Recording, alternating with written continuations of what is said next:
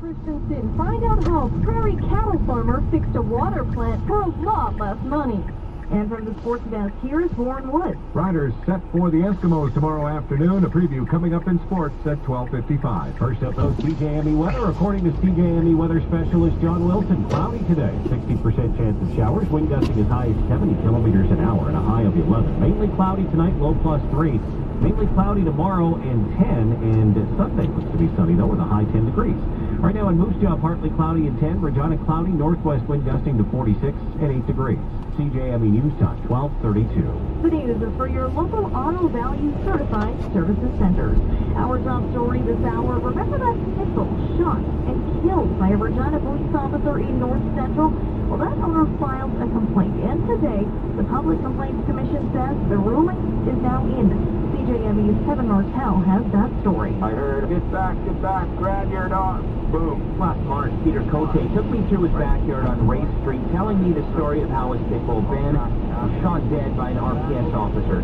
Police were chasing a suspect and came across the chained-up animal, which they say ran towards them, forcing them to shoot it. Now, the commission says that officer did, in fact, act within policy. That policy says an officer can use his or her weapon to subdue a vicious animal. PCC called the death extremely unfortunate, but believed there was no misconduct.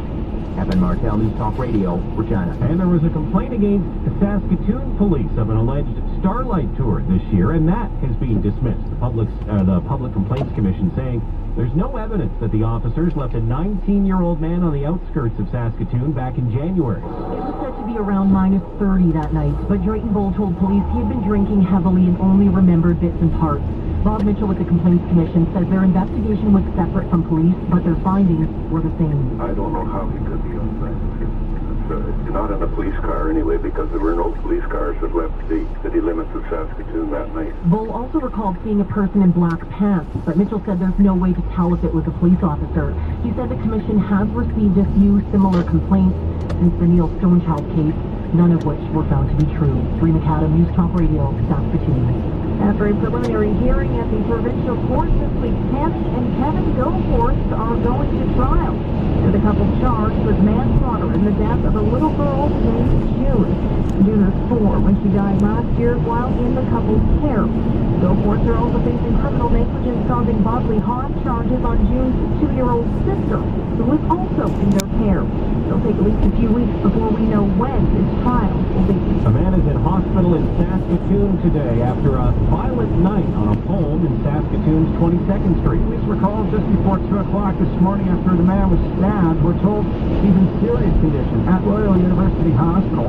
Allison Edwards of Saskatoon police says a 37-year-old woman from La Loche has been taken into custody, but so far charges have not been laid. We're waiting for word from the hospital at this point about the extent of injuries, and we're waiting to see how the victim will fare with treatment in hospital. Edwards says the two are known to each other and that there's a history of violence between the two. Chris Carr, News Talk Radio, Saskatoon. A semi almost goes over the side of an overpass, but stopped just short. That happened on Highway 16 near North Battleford this morning. 2 men who were inside the semi had to be taken to hospital with minor injuries. But RCMP Sergeant Darcy Wolfen says they're lucky it wasn't worse. He was over in a very precarious position. The driver and passenger were fortunate that the truck didn't go all the way over. A crane had to be used to remove the semi, but everything should be cleared up this hour. CJME News Time 12:35. News on demand at CJME.com.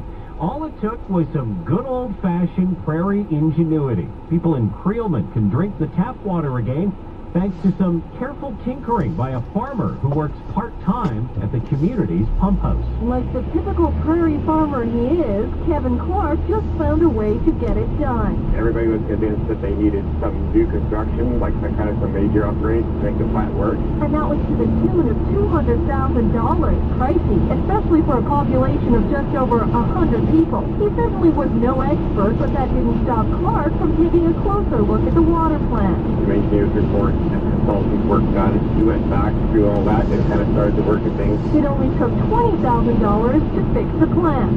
Adriana Christensen, News Talk Radio, Regina. Regina once again has the lowest unemployment rate in the country for September. We're sitting at just 3%. Saskatoon was the second lowest, 4.4%. Also, Saskatchewan still at the top of the heap when it comes to unemployment among the provinces. For time with Alberta, the lowest at 4.3%. One among the greatest of Saskatchewan's hockey legends has died. CJME's Lisa Schick tells us all about it. Press I, up half ahead. Meatball Metro Prestai went from Yorkton to Moose Jaw to playing in the NHL. Sadly, he passed away Tuesday at the age of 85. He started with the Blackhawks in 1947, but won his 3 Stanley Cups with the Detroit Red Wings. In an interview online before he died, Prestai talked about the series in 52 against the Canadiens. Not a goal scorer to play, and only 1, 2, I think it was maybe about 4 goals scored against us while we were playing at the other opposition rink. Lisa Schick, News Talk Radio. This for the top one. More than 20,000 barrels of oil is leaking from a pipeline in North Dakota. That's just a few hours from the Saskatchewan border. And the public didn't know about it for a full week after it was first found. Apparently, it was reported September 29th, but the information wasn't put out because of the U.S. government shutdown. Now, the cleanup continues, but the spill itself is reported to be contained. Good news is apparently groundwater isn't threatened at this point, and there's no lakes or streams within an 8-kilometer radius. Now, you remember Darwin, the IKEA monkey, and we thought all that stuff was put to bed. Well, guess what? It's not. A judge ruled last month that Yasmin Nakuda could not get Darwin the monkey back after he escaped from her car last year at a Toronto IKEA. But Nakuda is now taking her case to a higher court. Nakuda is asking the Court of Appeal for Ontario to overturn the decision, order the monkey returned to her, and order Storybook Farm Primate Sanctuary to pay her legal bills. The judge relied on a wild animal legal principle to rule the monkey should stay at the sanctuary where he's been since his IKEA adventure. Allison Jones, The Canadian Press, Toronto. I'm Andrew Dawson. And I'm Amanda Purcell. Breaking news as it happens. Get news now on CJME.com. Coming up, the slow growth of the national economy has businesses across the country being cautious. Plus, we'll have your weather update. And it's Friday, so it's who's hot and who's not. That's coming up on the Woodpot. CJME News at noon continues.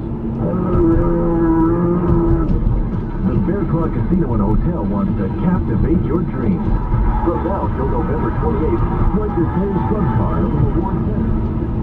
Qualified to enter to win a 2014 Buick Enclave. Qualifier draws will be made every Wednesday. The grand prize draw will take place on November 28th. The Bear Claw Casino and Hotel. The friendly place to stay and play. So, you thought the bidding was over? You thought wrong. The fall radio auction may be over, but the CJME Internet auction is underway. It's your chance to save hundreds and hundreds and hundreds on items for your home, your recreation, and your business.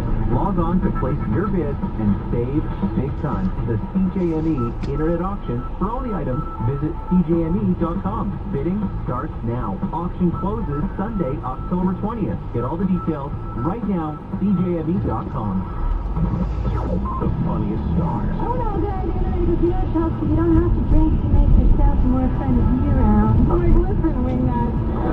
I'm drinking so that you're more fun to be around. Only the best non-stop laughs are here. So I'm thinking of switching banks, and my friend said, well, what's wrong with Citibank? Well,